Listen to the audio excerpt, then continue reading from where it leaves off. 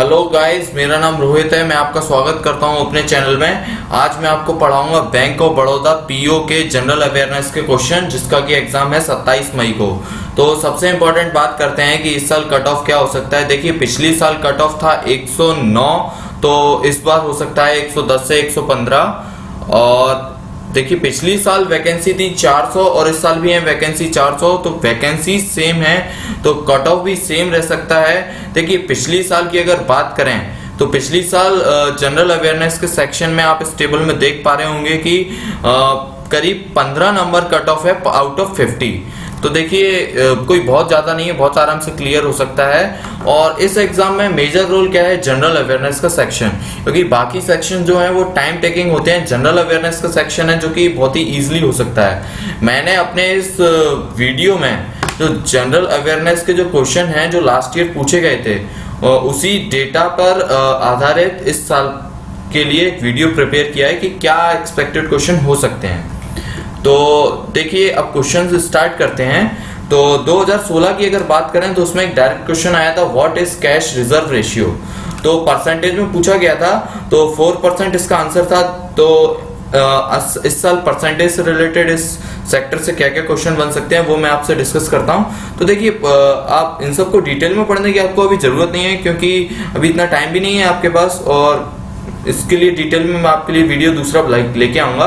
तो देखिए, सीआरआर की फुल फॉर्म होती है कैश रिजर्व रेशियो, जो कि 4% है इस समय चल रहा है, जो कि फिक्स होता है। ये हर 2 महीने में चेंज नहीं होता है बाकी चीजों की तरह। और एसएलआर की फुल फॉर्म होती है स्टैट्यूटरी लिक्विडिटी रेशियो, जो कि चल रहा है 20.5%। आरआर होता है रेपो रेट चल रहा है 6.25%।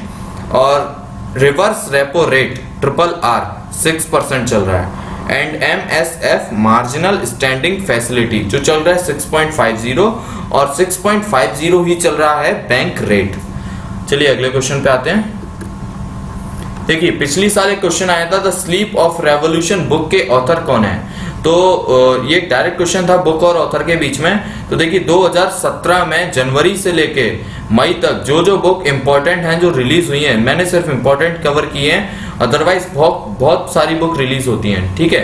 तो एक जनवरी में एक बुक रिलीज हुई थी, एन अनसुटेबल बॉय, जो कि समलैंगिक के ऊपर थी, जो कि हमारे बहुत ही फेमस बॉलीवुड के डायरेक्टर हैं करण जौहर जी, जो कि स्टूडेंट ऑफ द ईयर और ऐ दिल है मुश्किल बहुत फेमस मूवी और बना चुके हैं ये।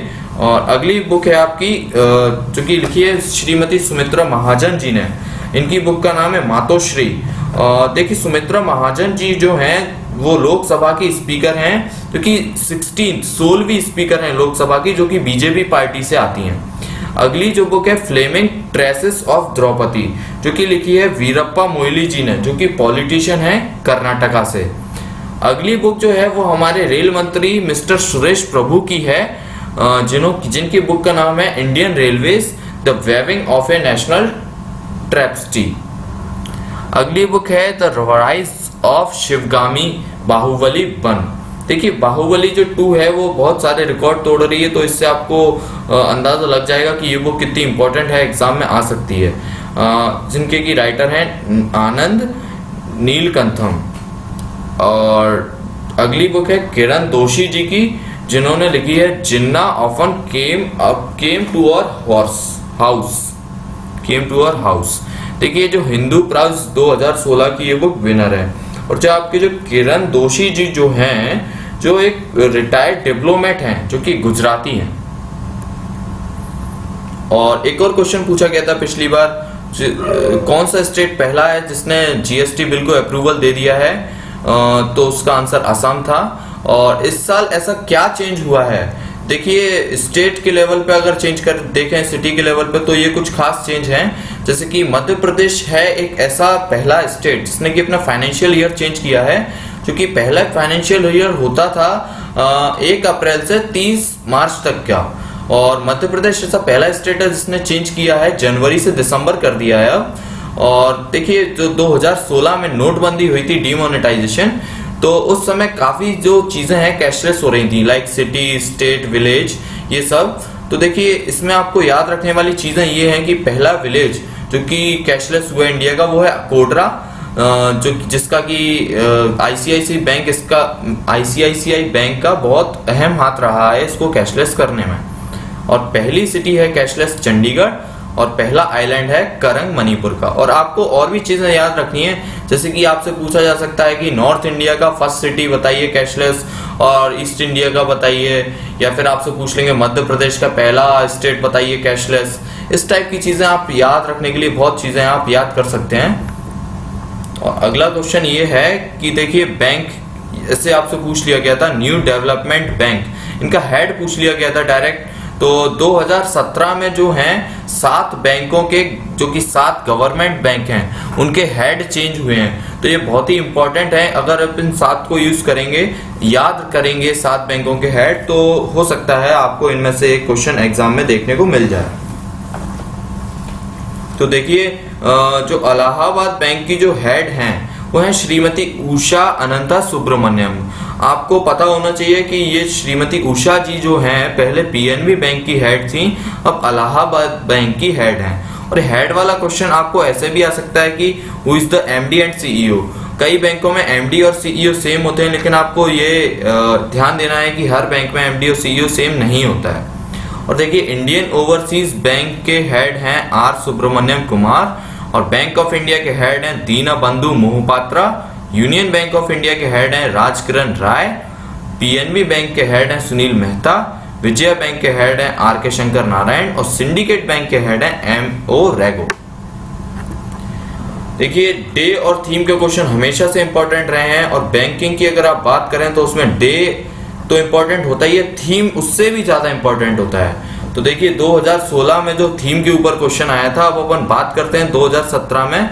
मई की पहले बात कर लेते हैं, लेकिन मई से पहले एक और सबसे जरूरी बात है, इस साल से एक और दिवस शुरू हो गया है अपने इंडिया में, जो कि उत्तर प्रदेश दिवस, जो कि 24 जनवरी 2017 से स्टार्ट हुआ है। ये कि बहुत इंपॉर्टेंट क्वेश्चन है एग्जाम पॉइंट ऑफ व्यू से। और मई की अगर बात करें तो वर्ल्ड अस्थमा डे, ये भी बहुत इंपॉर्टेंट है, क्योंकि इसका कोई डे फिक्स नहीं होता है, ये जो मई के पहले ट्यूसडे को मनाया जाता है, तो ये भी इंपॉर्टेंट है। और मदर्स डे और भी ज्यादा इंपॉर्टेंट है, क्योंकि आप देख रहे हैं कि मदर्स डे का ट्रेंड इतना बढ़ गया है अपने इंडिया में। जैसे ही मदर्स डे आता है, लोग अपनी मम्मी के साथ सेल्फी क्लिक करके अपनी डीपी बना लेते हैं। तो यूथ में ये बहुत ही फेमस है, लेकिन लोगों को डे याद नहीं रहता है कि कब है। तो ये आपको याद होना चाहिए 14 मई, और इंटरनेशनल लेबर डे 1 मई।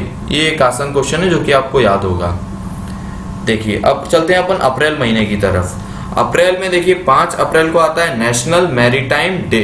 मैरीटाइम का मतलब होता है समुद्री, और इसकी थीम थी ease of doing business in the maritime sector. देखिए अगला आता है 6 अप्रैल को International Day of Sport for Development and Peace. ये डे आपका 2014 में स्टार्ट हुआ था, जिसकी थीम है let's play for sustainable development goals. अगला आता है 7 अप्रैल को वर्ल्ड हेल्थ डे, जिसका की ऑर्गेनाइजर है WHO। इसकी थीम आती है halt the rise beat diabetes. और अगला आता है 18 अप्रैल को World Heritage Day. World Heritage Day की थीम है द हेरिटेज ऑफ स्पोर्ट, और इसका ऑर्गेनाइजर है यूनेस्को। अगला आता है 21 अप्रैल को नेशनल सिविल सर्विसेज डे, और इसकी थीम है the flag bearer of continuity and change in governance. और 22 अप्रैल को आपको मनाया जाता है वर्ल्ड अर्थ डे, जिसकी थीम है ट्रीज फॉर द अर्थ। ये आपकी 193 कंट्रीज हैं जो कि वर्ल्ड अर्थ डे में पार्टिसिपेट करती हैं। 25 अप्रैल को आपको मनाया जाता है वर्ल्ड मलेरिया डे, जिसकी थीम है एंड मलेरिया फॉर गुड। अब अपन बात करते हैं मार्च महीने के डेज की। तो देखिए 4 मार्च को जो आता है नेशनल सेफ्टी वीक, इसकी थीम है कीप ईच अदर सेफ। ये आपका गवर्नमेंट ऑफ इंडिया ऑर्गेनाइज करता है। अगला आता है 15 मार्च को वर्ल्ड कंज्यूमर राइट्स डे, जो कि कंज्यूमर में राइट्स को प्रमोट करने के लिए है, जिसकी थीम है building A digital world consumers can trust. अगला आता है 17 मार्च को world sleep day. Sleep day होता है कि आपको बताया जाए कि नींद कितनी जरूरी है आपकी जिंदगी में, आपको इतना आज तो एटलीस्ट सोना ही चाहिए।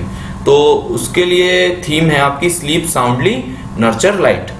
और 22 मार्च को आपका आता है world water day. World water day काफी पुराना डे है, ये काफी इंपॉर्टेंट भी है। इसको आप थीम ऐसे याद रख सकते हैं WWW वाई वेस्ट वाटर। और 24 मार्च को आपका आता है वर्ल्ड ट्यूबरक्लोसिस डे, जिसे आप टीबी बोलते हैं। इसकी थीम है यूनाइट टू एंड ट्यूबरक्लोसिस। 25 मार्च को अर्थ आवर, इसकी थीम है हाईलाइट क्लाइमेट एक्शन। देखिए आप कंफ्यूज मत होइए अर्थ डे में और अर्थ आवर में। अर्थ डे अलग है, अर्थ आवर की एक इंपॉर्टेंट चीज ये है कि सिडनी ऑस्ट्रेलिया से स्टार्ट हुआ था। आपको पता होगा कि जो बहुत डेवलप्ड सिटीज हैं और कहीं डेवलप्ड कंट्रीज की कुछ फेमस सिटीज हैं, उनमें ये ट्रेंड चलता है कि अर्थ आवर वाले दिन आपको रात को 8:30 से 9:30 के बीच में लाइट बंद करके ये संदेश देते हैं कि अर्थ हमारी कितनी इंपॉर्टेंट है। मतलब 1 घंटा ऐसा लाइट बंद करके। और इसको जो ऑर्गेनाइज कराता है वो WWF कराता है। ये रेसलिंग वाला WWF नहीं है, इसकी फुल फॉर्म आप याद रख सकते हैं, world wide fund of nature. अगले क्वेश्चन पे आते हैं अब। देखिए ग्रांड प्रिक्स के बारे में हमेशा से बैंक ऑफ बड़ौदा ने क्वेश्चन पूछा है, जो कि स्पोर्ट में काफी अच्छा स्पोर्ट है। अब देखिए डायरेक्ट क्वेश्चन पिछली बार पूछा गया था, तो इस बार की ग्रांड प्रिक्स मैंने कवर की हैं जनवरी से लेके मई तक की। तो देखिए बहारियन ग्रांड प्रिक्स और ऑस्ट्रेलियन ग्रांड प्रिक्स, इन दोनों के विनर हैं सेबेस्टियन वेटेल, जो कि जर्मनी से आते हैं और फरारी ड्राइव करते हैं। और अगला क्वेश्चन है आपका, चाइना ग्रैंड प्रिक्स का विनर कौन है? तो इसका आंसर है लेविस हैमिल्टन। लेविस हैमिल्टन आपके ब्रिटिशर हैं जो कि मर्सिडीज ड्राइव करते हैं। और वैल्टेरी बोटास जो है रशियन ग्रैंड प्रिक्स के विनर हैं और ये आपके फिनलैंड के हैं। चलिए अगला क्वेश्चन आ चुका है आपसे ऐप के बारे में। देखिए एंड्रॉयड इतना फेमस हो गया है तो उसके ऐप भी आपको याद रखना ही पड़ेंगे। हर बैंक अपना ऐप लॉन्च कर रहा है। पिछली बार मिंगल ऐप पूछ लिया था जो कि SBI का है। इस बार नोटबंदी हुई है तो हर बैंक ने अपने डिजिटल प्लेटफॉर्म लॉन्च कर दिए हैं, तो आपको ये ज्यादा से ज्यादा याद रखना पड़ेंगे क्योंकि हर एग्जाम में आपको इससे रिलेटेड एक क्वेश्चन दिख सकता है। तो देखिए फोन पे वॉलेट इस समय बहुत फेमस चल रहा है। आप अगर ध्यान दे रहे होंगे फ्लिपकार्ट पे सेल है तो उस पर पेमेंट भी फोन पे वॉलेट से हो रहा है। तो फोन पे वॉलेट जो है वो यस बैंक ने बनाया हुआ है और यस बैंक ही इसको चला रहा है। और सैमसंग ने भी अपना डिजिटल प्लेटफॉर्म इंडिया में लॉन्च कर दिया है जो कि एक्सिस बैंक के थ्रू चल रहा है। और सिटी पे ने भी अपना डिजिटल पेमेंट ऐप शुरू कर दिया है जो कि सिटी बैंक का ही है, सिटी पे नाम से। और अगर बात करें तो हो सकता है ये रूमर्स हो कि व्हाट्सएप और हाइक भी अब अपना डिजिटल प्लेटफॉर्म लॉन्च करने वाले हैं और मे भी अगर कर भी दें, लेकिन इस पे आपको ज्यादा ध्यान देने की जरूरत नहीं है। चलिए अगले क्वेश्चन की तरफ चलते हैं। देखिए पिछली बार जब बात करें बैंक ऑफ बड़ौदा का एग्जाम हुआ था उससे पहले ही 1 महीने पहले बीजेपी पार्टी ने अपने यूनियन मिनिस्टर को रीशफल किया था। काफी मंत्रियां अपने बदल दिए थे बीजेपी पार्टी ने, जैसे कि स्मृति ईरानी जो हैं पहले HRD मिनिस्टर, फिर उनको टेक्सटाइल मिनिस्टर बनाया गया और HRD मिनिस्टर जो है मिस्टर प्रकाश जावड़ेकर जी को बनाया गया। तो देखिए वहां पर रीशफल हुआ एग्जाम से पहले। इस बार ऐसा तो कुछ नहीं हुआ है, लेकिन एग्जाम से पहले इस बार एक चुनाव बहुत ही अहम मुद्दा हुआ है इंडिया में। तो मैंने जितने भी स्टेट्स में चुनाव हुए हैं, अब उन चुनाव के सीएम तो सबको याद हो जाते हैं, यूपी के सीएम ये हो गए और गुजरात के ये हो गए, गोवा के हो गए, लेकिन गवर्नर बहुत ही इंपॉर्टेंट चीज है। तो मैंने कुछ गवर्नर कवर किए हुए हैं, आपको वो गवर्नर याद रखने हैं। देखिए उत्तर प्रदेश के गवर्नर है मिस्टर राम नायक और उत्तराखंड के गवर्नर है मिस्टर कृष्णकांत पॉल और गोवा के गवर्नर है श्रीमती मृदुला सिन्हा और गुजरात के गवर्नर है मिस्टर ओम प्रकाश कोहली। चलिए अगले क्वेश्चन की तरफ। देखिए पिछली बार ऐसे आपने देखा था डायरेक्ट क्वेश्चन एक गवर्नर का पूछ लिया गया था, क्योंकि मैंने आपको पढ़ाई दिया कितना इंपॉर्टेंट है, और ये पूछ लिया गया था उर्जित पटेल कौन से नंबर के गवर्नर हैं। तो देखिए इस टाइप के क्वेश्चन काफी बन सकते हैं आपकी यूनियन मिनिस्ट्री से, तो मैं सारे क्वेश्चन तो आपको पढ़ा नहीं सकता। आप फिर भी सारे एक बार नजर मार के जाइए, आपको एक आध क्वेश्चन उससे जरूर देखने को मिलेगा। चलिए थैंक यू गाइज। आपको अगर मेरा वीडियो अच्छा लगा हो तो इसे लाइक कीजिए, कमेंट कीजिए, सब्सक्राइब कीजिए और अपने फ्रेंड्स के भी शेयर कीजिए, क्योंकि 27 तारीख जो है बहुत ही पास है। और थैंक यू।